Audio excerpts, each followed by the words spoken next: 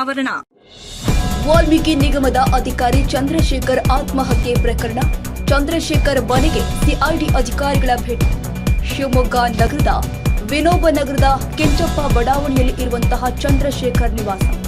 ಪ್ರಕರಣವನ್ನ CID ತನಿಖೆಗೆ ವಹಿಸಿದ್ದ ರಾಜ್ಯ ಸರ್ಕಾರ. ತನಿಖೆ ತೀವ್ರಗೊಳಿಸಿದ ಸಿಐಡಿ ಅಧಿಕಾರಿಗಳು.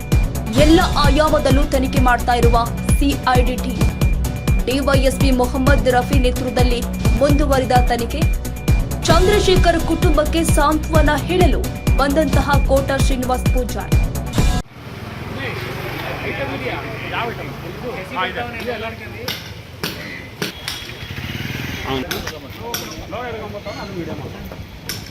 ಅವನು ಬೇಕಂತಲೇ